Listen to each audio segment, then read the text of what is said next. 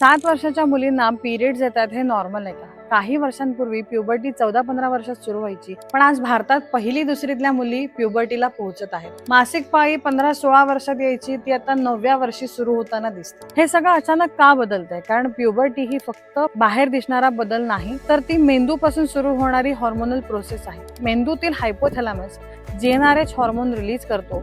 तो पुढे FSH आणि LH हॉर्मोन ऍक्टिव्हेट करतो आणि हॉर्मोन्स रक्ताद्वारे ओव्हरीपर्यंत पोहोचतात आणि शरीरातील सेक्शुअल मॅच्युरिटीसाठी तयार करतात. शरीरामध्ये आणि इमोशन्स मध्ये बदल व्हायला सुरुवात होते. पण जेव्हा ही प्रोसेस लवकर सुरू होते, खूप लवकर सुरू होते, त्याला प्रिकॉशस प्युबर्टी असे म्हणतात. आणि सध्या अशा केसेस भारतात खूप वाढताना दिसत आहेत. Federation of obstetric and gynaecological societies of इंडियाच्या सर्वेनुसार अर्बन इंडियामध्ये 80% मुलींना प्युबर्टी 11व्या वर्षी सुरू होते, म्हणजे आधीपेक्षा जवळपास 2 वर्षे लवकर. अर्ली प्युबर्टी ही फक्त बायोलॉजिकल चेंज नाही, ती एक सायलेंट शिफ्ट आहे जी मुलींचं बालपण बदलते. म्हणून हा व्हिडिओ प्रत्येक पेरेंट पर्यंत पोहोचला पाहिजे, त्यामुळे शेअर करायला अजिबात विसरू नका. आणि पुढच्या पार्टसाठी स्टे ट्यून.